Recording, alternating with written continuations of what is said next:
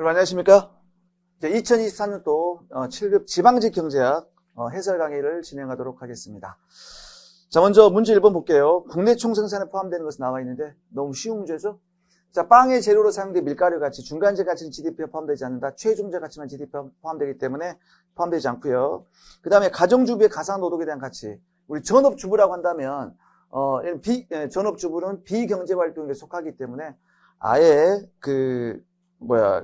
시장에서 또 거래가 안 된단 말이에요. 시장 자체가 거래가 안 돼. 그래서 시장에서 거래되지 않은 가치는 GDP에 포함되지 않는다고 했고요. 그 다음에 주택 소유주에 지급되는 임대료 있죠. 자, 우리 이게 주택 소유주의 임대료는 시장에서 거래가 됩니까? 안 됩니까? 거래가 안 되지만, 우리가 시장에서 거래가 안 되지만 GDP에 포함되는 대표적인 항목이잖아요. 그럼 시장에서 거래가 되지 않지만 GDP에 포함되는 항목이 뭐가 있어요? 농산물의 농가 자체 소비분, 그다음 귀속 임대료, 그다음 정부 서비스 가치 이렇게 있었다 그랬잖아요. 오케이. 그다음 지하경제. 지하경제는 시장에서 거래되지만 GDP에 포함되지 않는 항목이지. 그래서 시장에서 거래가 되지만 포함되지 않는 항목은 지하경제. 그다음에 자본이득 같은 거, 부동산 가격 상승, 주가 상승 같은 거 이런 것들. 그다음에 상속 증여 같은 거 이런 것들 포함되지 않는다 그랬어요. 자, 그 다음에 2번. 자, 실업을 줄이기 위한 정책이 아닌 것은 나와 있죠. 이것도 쉽네. 고용정보를 고시하는 홈페이지를 운영한다. 그러면 우리가 탐색적 실업을 줄일 수가 있고요. 직업훈련 학원에 대해 보조금 지급한다. 여러분들 직업훈련 하게 되면 어떻게 돼? 자꾸 어떻게 돼? 인력정책 같은 거 이런 거 하게 되면 구조조 실업 같은 걸 빨리빨리 해결할 수 있단 말이에요. 그런데 실업자한테 실업급여를 지급해버리면 근로자들이 근로의욕이 상실돼 갖고요. 오히려 일 안 하죠. 자연 실업률을 끌어올리는 행위잖아요. 요게 틀렸고요. 고용 박람회하면 빨리빨리 취업하겠죠. 실업을 줄이는 거고요. 3번. 경기 침체 상황에서 정부가 중앙은 행위 경기 회복을 시키기 위해서 시행하는 정책이 아닌 것은. 여러분 정부 지출을 증가시키면 총수요가 증가하니까 국민소득이 증가할 거고요. 그다음에 조세를 감면했다. 여러분 조세를 감면하게 되면 우리 이거 처분 가능 소득이 Y 빼기 T가 증가하니까 어떻게 돼? 소비가 증가해서 총수요가 증가하는 거 아닙니까? 증가하게 되는데 공개시장에서 채권을 매각하면 안 되죠. 거기에 매각해버리면 본원통화가 감소해서 화폐 공급이 감소해요. 그래서 총수요가 감소하잖아요, 얘는. 그래서 회복시키는 정책이 아니죠. 3번이 틀렸고요. 지급준비를 인하하잖아. 지급준비를 인하하면 어떻게 돼? 통화순수가 커지잖아요. 통화순수가 커니까 화폐 공급이 증가해서 총수요가 증가하니까 경기를 부양하는 정책이 해당된다 그 얘기입니다. 굉장히 쉽게 출제가 됐고요. 4번 볼게요. 자, 유일한 생산 요소 노동을 투입할 때 갑국은 이제 생산량이 주어져 있죠. 생산량이. 자, XJ, YJ가 있는데 요렇게 문제가 나오면 제가 어떻게 하기로 했어? 먼저 요렇게 XJ, YJ 이렇게 쓰고 그 다음에 자, 갑국, 을국 해서 자, 갑국은 1인당 X를 3개 그 다음에 Y를 6개 자, 을국은 XJ 3개 YJ 8개를 만들어 팔 수가 있어요. 그러면 여기에 지금 이 생산량 자체가 뭐예요? 요 자체가 한계 생산성이야. 그러니까 노동의 XJ의 노동의 한계 생산성이고요. 얘는 YJ에 대한 노동의 한계 생산성이죠. 그럼 이때 우리가 비교율을 판단할 때는 어떻게 된다? 비교율을 판단할 때는 자, 우리 한계 변환율 XJ 생산에 대한 기회비용은 우리가 어떻게 돼요? MRTXY는 MCX 나누기 MCY란 말이야.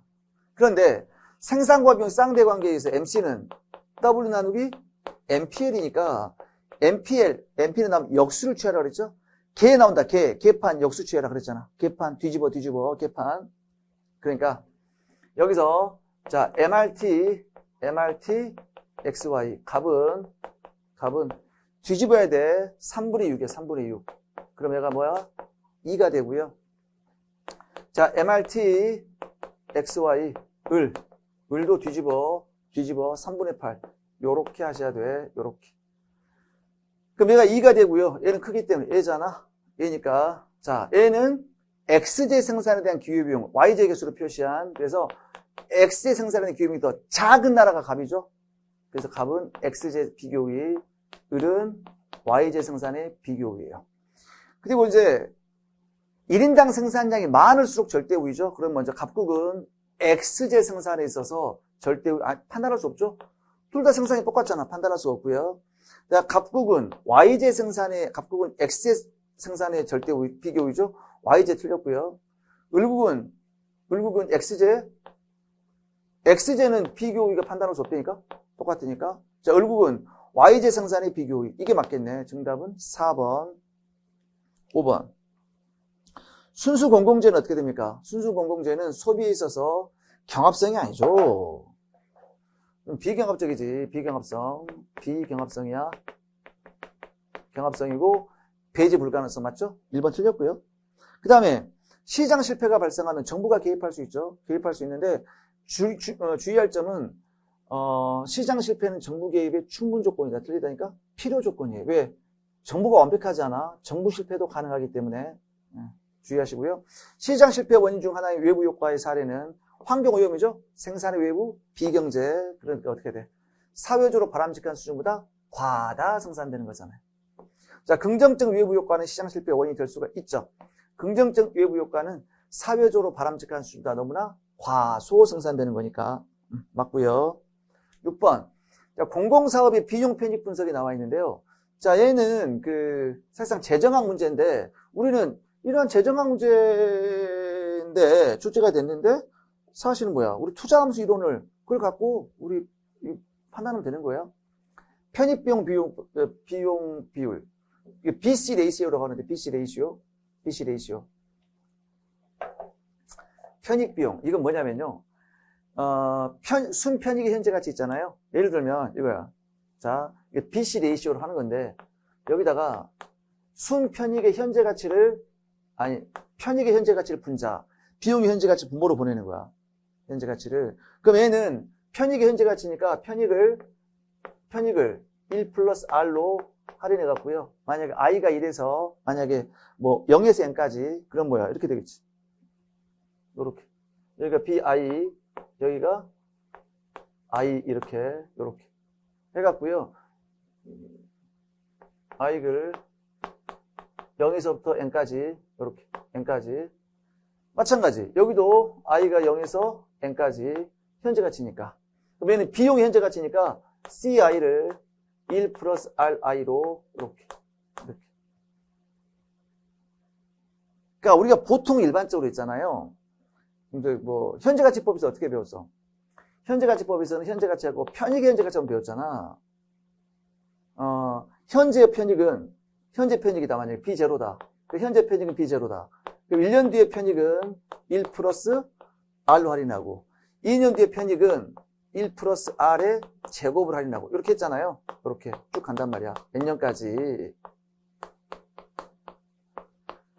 이렇게 했잖아. 현재의 편익이 존재하는 케이스예요. 그러면은 1 플러스 R의 0승이니까 1로 나누는 거고요. 요건데 그리고 이 현재 가치가 비용보다 크면 투자를 한다. 이렇게 배웠는데 우리가 얘는 이제 현재가치법에서 이때의 현재가치법에서는 뭐야? 뭔가 비용은 현재만 발생하는 거야. 생각해 보세요. 현재 이 기계를 샀을 때 이 기계가 이제 수익이 현재 발생하고 1년 뒤, 2년 뒤, 3년 뒤 그렇게 발생하는 케이스를 갖고 설명했었잖아요. 근데 사실은 뭐야? 비용도 매년 발생할 수 있죠. 그렇잖아. 어떤 기계를 구입해서 현재만 비용이 들어가는 것이 아니라 이게 계속해서 수리 비용도 들어갈 거고 매년 비용이 발생할 수 있을 거 아니야? 그러면 그 비용도 이렇게 현재 가치화 해줘야 된다는 얘기예요. 이해됐죠? 그렇다면 만약에 애가 1보다 크다면 분자가 분모보다 크니까 순편익의 현재 가치가 총 비용 현재 가치보다 크기 때문에 투자를 하는 게 바람직하겠죠. 그래서 편익비용 비율법에서 편익비용 비율이 BC 레이쇼라고 하거든요. 요게 1보다 크면 해당 공공사업은 경제적 타당성을 확보한다. 그렇잖아. 맞죠? 그 얘기예요. 그 다음에 우리 내부 수익률이 0보다 클 때 아니라 했죠. 내부 수익률은 이자율보다 클 때, 내부 수익 이자율보다 클 때 해당 공공사업은 경제적 타당성을 확보한다. 그러니까 사실상 이거 몰라도 다 풀 수 있는 문제잖아. 2번이 틀렸죠. 2번이. 그 다음에 순편익의 현재 가치가 0보다 클 때 타당성을 확보한다 그랬잖아요. 그래서 현재 가치가 비용보다 크다. 그 순 현재 가치는 뭐예요? 순현재 가치는 현재 가치에서 비용을 뺀 거잖아요. 이게 0보다 크면 해당 사업은 경제적 타당성을 확보한다. 그렇잖아. 맞고요. 우리 공공사업의 편익은 직접 편익과 간접 편익이 나눌 수가 있어요. 그러니까 그 정부가 공공사업을 벌렸을 때 직접적으로는 편익이 있을 것이고 그걸 통해서 간접적으로는 편익이 있어. 예를 들면 만약에 지금 수력발전소를 했어. 수력발전을 왜 했어? 수력발전소를 하는 이유는 뭐야? 전기를 생산을 많이 하려고 수력발전소를 한 거 아니야? 그게 직접적인 편익이죠. 근데 갑자기 수력발전소를 했더니 갑자기 홍수가 예방됐어. 그럼 간접적인 편익이지. 그렇게 나눌 수가 있다 그 얘기예요. 7번은 뭐 거저 주는 문제. 자, 일정 기간에 측정되는 유량, 일정 시점에 측정되는 저량 부분할 때 저량 변수는 뭐냐? 자, 소득은 뭐야? 유량이죠? 뭐 한 달간 소득, 1년간 소득. 그게 쌓여서 뭘 형성해? 재산을 형성해. 재산은 저량이야. 실업자 수. 지금 현재의 대한민국의 실업자 수. 현재 지금 대한민국 얼마큼의 실업자 수가 존재합니까? 저량이죠? 그런데 한 달 동안 직업을 잃은 사람의 수. 그건 유량이지. 하지만 실업자의 수는 저량이 저량. 그 다음에 1년간 경상수지 흑자. 한 달 동안 흑자, 적자. 순수준 마찬가지죠? 똑같은 거지. 경상수지 순수준. 똑같은 거야. 재정의 자동 안정화 장치.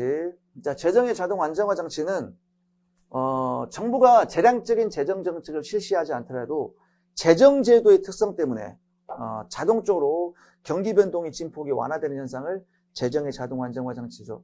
뭐가 있어? 비례세, 뭐 누진세, 아니면 실업보험제도, 최저임금제도 이런 것들 각종 공적 구조제도, 사회보험제도 같은 것들이 존재한다 그랬어요. 그래서 재정 당국이 의도적으로 정책에 개입하지 않더라도 경제 안정화에 기여한다 맞고요. 자, 소득세 실업보험제도 맞고요. 자, 정부의 재량 지출은 제동 안정화 장치에 포함된다. 아니라니까.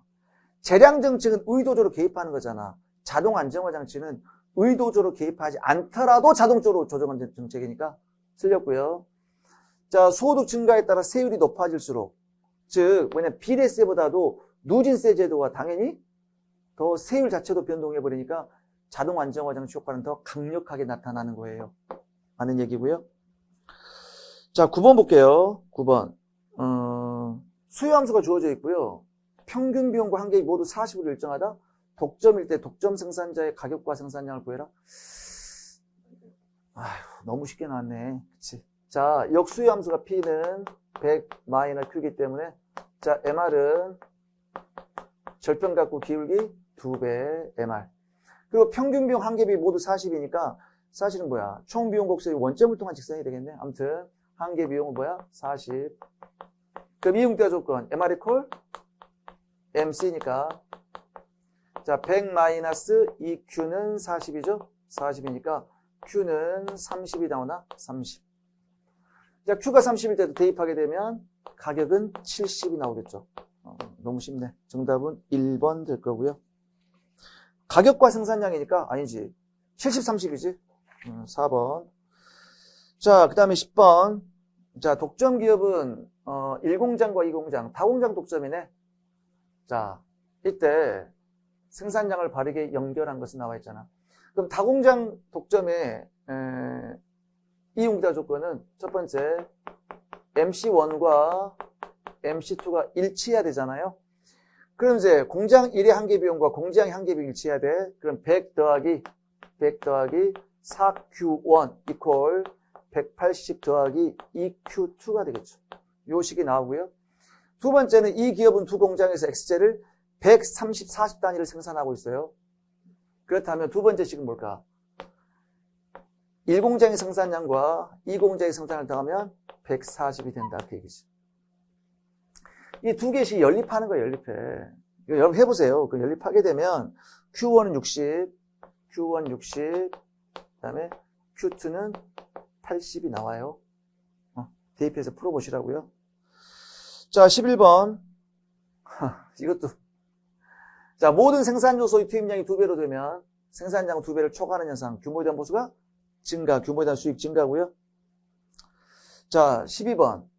지금 완전 경쟁의 비용함수가 주어져 있잖아요. 그러니까 우리 이런 비용함수를 가지려면 이게 총 그 생산함수는 어떤 모양이야? 코옵 더글라스라면 생산함수 이런 형태라 했죠. 생산함수는 L에 0.5, 뭐 K에 0.5 해갖고 K가 고정된 상황. 그건 아시죠? 그러면 얘가 Q는 TC 해갖고요. 요렇게 되고요. 그 다음에 Q 하고요. MC, AC. 이거 지겹게 썼잖아. 그럼 AC는 어떻게 돼요? 여기서 최저가 됐다가 요렇게 되고요. AC. MC는 원점을 통한 직선, AC를 뚫고 올라가고 AVC는 요렇게. 이걸 지금 물어보는 거예요. 그런데 사실 이게 고정비용이 존재하기 때문에 얘는 뭐야? 지금 단기야, 단기. 단기인데 시험 문제는 고정비용이 존재하고 장기를 계산하는 문제가 나와요. 그럼 우리는 이렇게 받아들여도 어쩔 수 없어. 뭐 단기 비용 하면서 어떻게 장기가 나옵니까? 출제자 이렇게 된 거야. 어쩔 수 없어. 그럼 출제자 입장에서는 뭐야? 여기를 계산하는 거야, 여기를. 요걸 지금 계산하라는 얘기야, 여기를. 요걸 지금 계산하라는 얘기야. 이윤이 0이 되는 점을 계산하라는 얘기예요. 그럼 AC equal MC 그렇게 풀면 되겠지. 그러면 여기서 먼저 AC면 TC를 Q로 나눈 거니까 자, 얘를 TC를 Q로 나누면 Q 하고요. 더하기 Q분의 100이 되겠죠? 100이 되고요. 자, MC를 미분하면 EQ죠? 그러면 AC하고 MC가 일치하는 점 MC, AC 놓고 풀면 자, EQ equal Q 더하기 Q분의 100이 되잖아요. 그러면 넘기면 Q는 Q분의 100이니까 끝났네. Q의 제곱은 100이니까 Q는 10이 나올 거 아닙니까? 10. 그래서 장기에서 생산량은 여기가 10이 나올 거예요. 10일 때 그 가격은 MC에다 대입해도 되고요. AC에다 대입해도 되잖아. Q가 10일 때 MC는 뭐가 이게 편하겠네. 20이 될 거 아닙니까? 그래서 장기에서 가격은 20이고요. 생산량은 10이 된다. 정답은 3번 되겠죠? 3번. 13번 봅시다. 환율 상승으로 나타나는 제이커브 효과. 제이커브 효과가 뭐냐면 요렇게 있어요. 여기가 시간이 흘러가, 시간. 그 다음에 여기가 이제 경상수지죠. 수지인데 저희가 지금 경상수 적자예요. 근데 이때 이제 중앙은행이 개입을 해서 경상수지 적자를 해소시키기 위해서 환율을 인위적으로 인상했어. 그러면 여기서 수출 총액 빼기 수입 총액 이게 경상수지잖아요. 그러면 환율을 딱 끌어올리면 환율을 끌어올리는 순간 수출품의 국제가격이 떨어져요. 그치? 그런데 우리가 환율이 상승한다 해서 수출품의 국제가격이 떨어지고 수입품의 국제가격이 불변, 원화표시 수입물가가 올라간다 그랬어요. 무슨 얘기냐면 주의하란 말이야. 1달러당 1,000원이야 환율이. 그런데 만약에 이렇게 봅시다. 여기다 쓸게요. 원래 1달러당 1,000원인데 900원 원가의 빵을 생산했어. 그래서 얘를 1달러에 팔았어.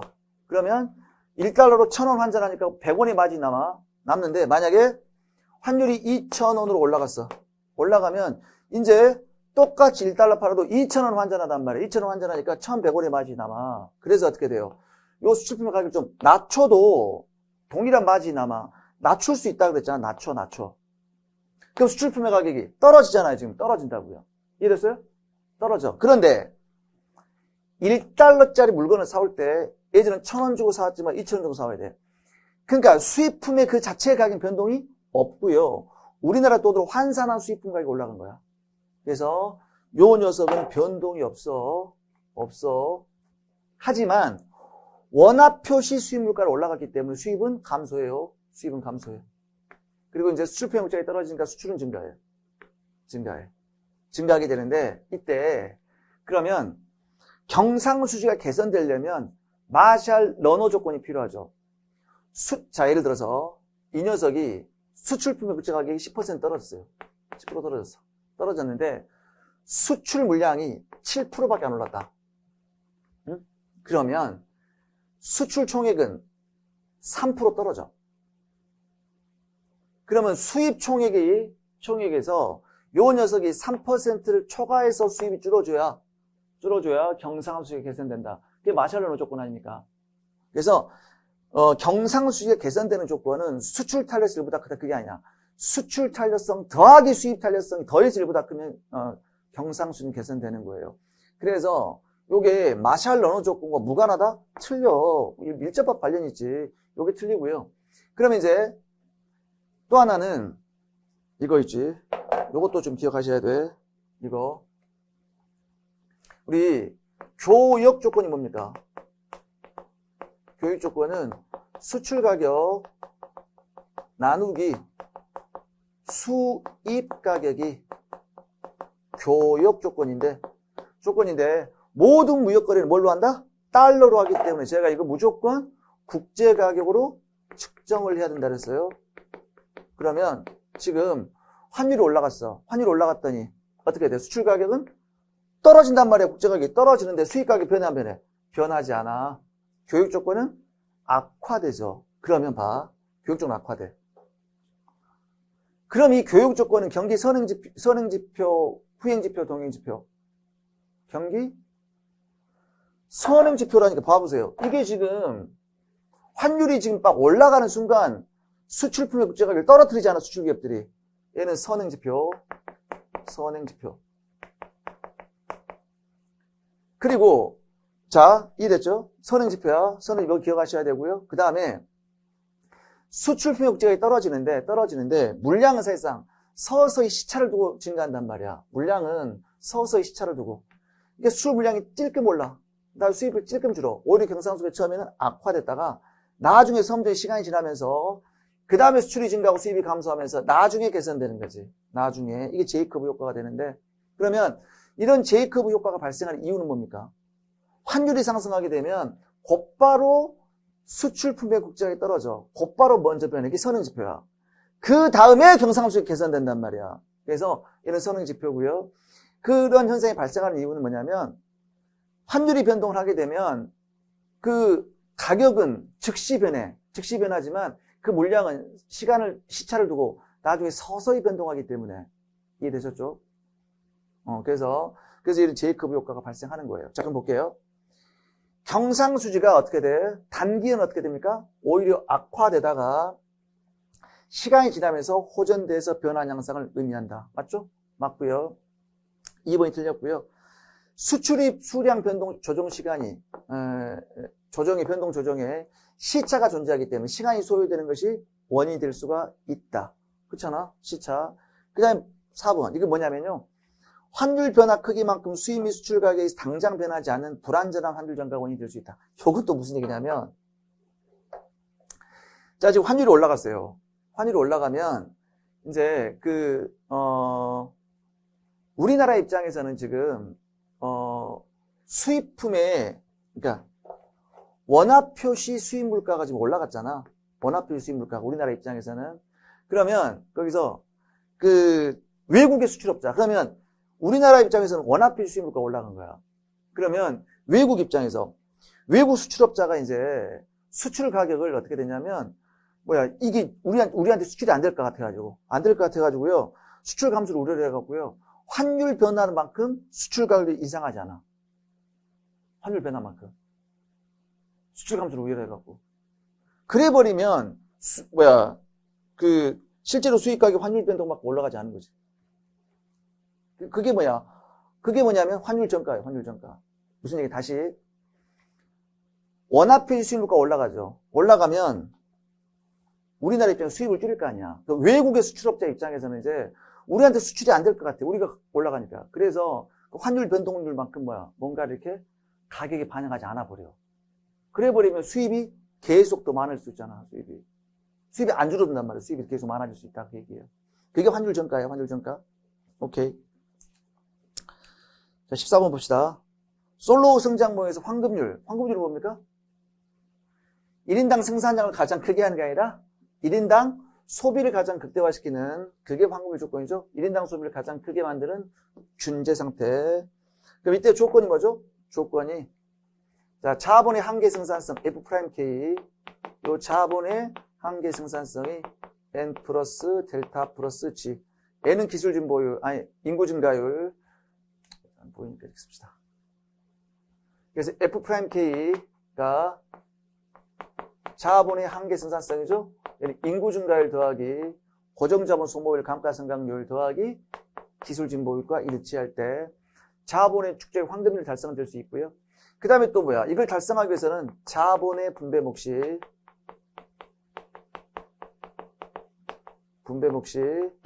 저축률과 일치하면 돼. 일치하면. 그러면 그 얘기는 어떤 얘기야? 자본소득은 모두 저축해라 그 얘기지. 그래서 자본소득은 모두 저축하고요. 그 다음에 노동소득은 모두 뭐야? 소비하면 달성할 수가 있어요. 오케이. 자, 15번 봅시다. 15번 IS 곡선이죠? 자, IS 곡선. IS 곡선은 뭐야? 생산물 시장을 균형시키는 이자율과 국민소득의 조합을 연결한 곡선이잖아요.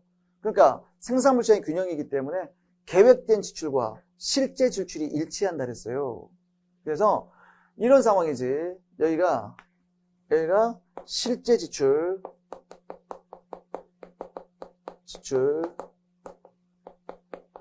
여기는 총수요를 했죠? 계획된 지출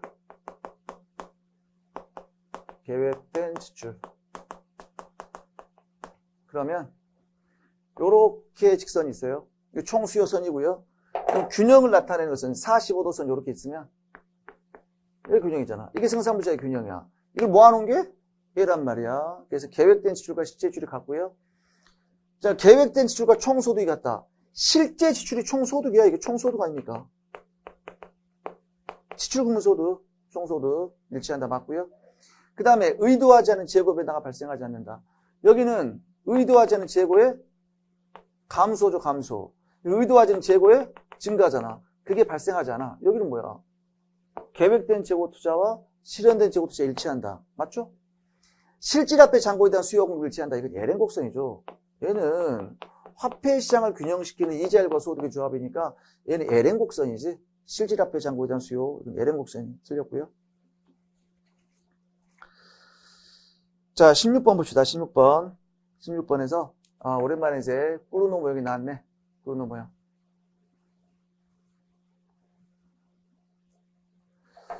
자, 지금 현재 수요 함수가 주어져 있죠. 역수요 함수가 주어져 있어요. 그런데 지금 기업 1과 2가 있기 때문에 얘를 이렇게 바꾸면 자, 60-2Q1 빼기 2Q2 이렇게 바꿀 수가 있을 것이고요. 그 다음에 MC는 전부 다 0이네요. 한계 비율 0이네. 쉽게 나왔네. 한계 비율 0이야. 그러면 꾸르노에서 시장 생산량 먼저 볼게요. 꾸르노. 자, 꾸르노에서는 이제 첫 번째 기업 1의 이윤부대와 기업 1은 MR1과 MC1이 일치해야 될 거 아닙니까? 그 MR1은 이제 뭐냐면 요걸 통해서 MR1 P는 60 마이너스 자기 자신의 생산량에 1을 곱하면 된다 그랬잖아요. 그래서 마이너스 4Q1 빼기 2Q1 이게 MR1. 얘가 0이 되잖아. 0. 아니 죄송합니다. 이거 쓸 필요 없지. MR1이지. 죄송합니다. 이렇게. 그러면 이걸 통해서 반응함수 나오잖아요. 그 반응함수가 Q1은 어떻게 될까? 15 마이너스 2분의 1 Q2가 나오지. 똑같이 마찬가지로요. 그럼 얘가 기업 1. 자, 기업 2는 자, MR2 equal MC2. 자, MR2는 또 뭐야? 60 마이너스 자기 자신의 생산량의 2배. 그래서 마이너스 2Q1 마이너스 4Q2. 얘가 0. 또 하면 어떻게 될까? Q2는 15 마이너스 2분의 1 Q1. 이 반응함수 나오는 거예요. 두 개의 반응함수를 연립하면 되죠? 연립하면 Q1은 어떻게 됩니까? Q1과 Q2는 전부 다 10이 나와요. Q1도 Q2도 모두 10이 나와. 12. 근데 이제 두 번째. 자, 그 다음에 두 번째는 완전 담합. 완전 담합에서 생산량 구하라. 완전 담합한다는 얘기는 독점 기업처럼 행동한다는 얘기입니다. 이제 독점의 생산량 계산하시면 돼. 독점은 이제 MR equal MC니까 MR equal MC. 자, 독점은 이 시장 전체의 수요가 자기 거야. 또 60 마이너스 MR은 60 마이너스 4Q가 되겠죠? 4Q. MC는 0이 되니까 Q는 15가 되나? 그러면 15. 그래서 꾸르노 균형의 생산량은 Q1과 Q2를 다 더하니까 20이 되고요. 자, 완전 담합하면 어떻게 돼? 15가 되니까 정답은 4번 되겠습니다. 4번. 4번 되는데 이게 정석인데 우리는 이제 그 두 기업의 비용 구조가 한 기업이 똑같을 때 이럴 때는 우리가 좀 더 빠르게 풀 수 있다 그랬잖아요. 어떻게 풀까? 자, 완전 경쟁의 생산량 먼저 풀면 되지. 완전 경쟁 P 이꼬르 MC면 P가 60-2Q는 0이 되죠? 0이 되면 Q는 어떻게 돼? 30. 그러면 꾸르노 같은 경우는 어떻게 돼요? 완전 경쟁의 3분의 2니까 20 나오고요. 독점은 완전 경쟁의 2분의 1이니까 15가 나온다. 이렇게 해도 더 빨라. 현장에서 이렇게 푸는 게 더 빠를 거단 말이야. 그러니까 두 기업의 비용 구조가 다를 때는 이렇게 따로따로 풀어야 되지만 두 기업의 비용이 똑같을 때는 이렇게 풀면 빠르다 그 얘기야. 자, 됐고요. 자, 17번. 이것도 쉽네. 자, 수요 함수가 주어져 있고요. 탄력성이 2일 때 가격을 물어봤죠? 가격을. 그럼 탄력성 공식 한번 계산해 보는 거야. 탄력성 공식. 공식은 이제 마이너스 dp분의 dqd 그 다음에 qd분의 p. 요게 탄력성인데 자, 그럼 q를 p로 미분하게 되면 마이너스 4가 되죠? 마이너스 4니까 마이너스 4 마이너스니까 플러스 4 곱하기 지금 탄력성이 2분의 1일 때 가격을 물어봤잖아요. 그럼 가격을 물어봤기 때문에 가격이 변수니까 가격을 놔두고요. Q 대신에 뭘 집어넣으면 돼? 요거 1200 마이너스 4P 1200 마이너스 4P 이렇게 하고요. 이 탄력성이 뭐가 돼야 돼? 2분의 1이 되어야 돼. 이렇게. 이걸 만족해야 되겠지? 이걸. 그러면 4로 나눠줘 버리면 P 하고요. 4, 300, 4, 31, 300P. 얘가 2분의 1이 돼야 되니까 그럼 300 마이너스 P는 2P가 돼야 되죠. 그럼 뭐야? 3P는 300이니까 P는 100이 되나? P는 100. 이렇게. 그럼 이걸 우리 실제로 이렇게 한번 그림 그려볼까요? 그림 그려보면 지금 가격축의 절편은 300이죠? 300이고 Q의 절편은 지금 1200이야. 1200. 그러면 가격이 100원일 때 가격이 100원일 때 탄력성 그럼 뭐야? 모자잖아. 분모, 분자. 요 길이가 뭐야? 200분의 100. 그럼 2분의 1 나오잖아. 오케이. 그렇게 확인하시면 되고요. 18번 봅시다. 18번. 자, 화폐금융정책 운용책에서 물가안정 목표제.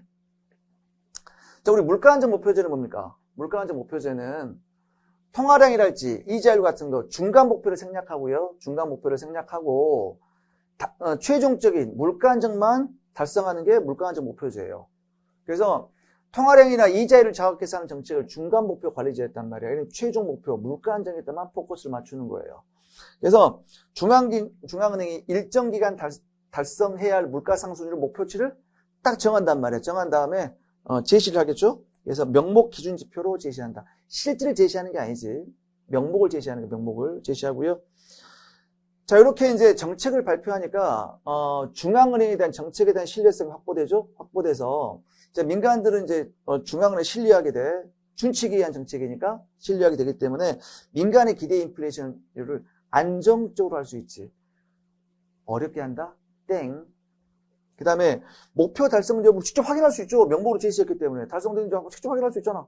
확인할 수 있고요. 그 다음에 비일관성을 완화시킬 수 있죠. 그러니까 얘는 지금 다시 하게 되면 준칙에 의한 정책이야. 그럼 여러분들 동태적 비일관성이 뭡니까? 동태적 비일관성 이거야. 정책을 발표했을 때는 야, 통화량을 10% 증가시킬 거야. 10% 증가시킬 거야. 그랬는데, 그러면 민간들은 예상 인플레이션율을 10%로 잡아놨는데, 막상 정책을 시행할 때는 통화량을 20% 증가시켜. 통화량을 20% 증가시켜 갖고요. 실제 인플레이션율은 만약에 20%가 됐다고 합시다. 이렇게. 이런 거, 그 시점마다 막 사람을 속이는 거야. 이게 동태적 비일관성. 이게 동태지 빌관성이란 말이야. 근데 얘는 준칙위한 정책이니까 동태지 빌관성을 제거할 수 있죠. 완화시킬 수가 있다. 맞는 얘기. 자, 19번. 자, 갑국이 다음과 같은 정책을 실시했습니다. 예상되는 변화. 자, 지금 뭐냐면 교역 상대국 모두 변동 환율 제도와 자유로운 자본주의를 허용하는 상태에서 최근 몇 년간 갑국이 경기 회복을 목적으로 양적 완화 정책을 실시했어요. 여러분, 공개시장 조작하고 양적 완화는 좀 차이가 있다 그랬죠. 공개시장 조작은 채권을 매입하고 매각하는 걸 다 의미해. 의미하지만 양적 완화는 무조건 매입만을 의미해요. 그리고요, 공개시장 조작 같은 경우는 주로 단기 채권이야. 그런데 양적 완화는 주로 장기 채권이야. 정리해드리면 공개시장 조작은 얘도 채권을 사고 파는 건데 조작과 있고 양적 완화 얘는 공개시장에서 채권을 매입하거나 매각 모두를 의미하는 거지만 양적 완화는 매입만을 의미하고요. 그 다음에 공개시장 조작에서는 주로 단기 채권이지만 얘는 주로 장기 채권이고요. 그 다음에 공개시장 조작에서는 국공채야, 국공채. 주로 국공채가 대상이 되지만 얘는 모든 채권이 다 돼. 모든 채권. 회사채도 돼, 회사채도. 그래서 또 하나는 이 공개시장 조작은 뭐야? 간접이야, 간접. 그러니까 은행을 통해서 즉 시중은행을 통해서 시중은행이 갖고 있는 국공채를 매입해서 통화량에 영향을 미치는 거지만 얘는 직접 시장에서 개입하는 거야. 직접 시장에 개입한단 말이야. 그러니까 여러분들이 갖고 있는 채권도 막 사준단 말이야. 그래서 이게 양적 완화야. 그러니까 한 번 돈 찍어서 푸는 거야, 푸는 거. 돈 찍어서 풀어버리면 갑국이 자꾸 돈을 찍어내면 화폐 가치가 떨어지겠죠.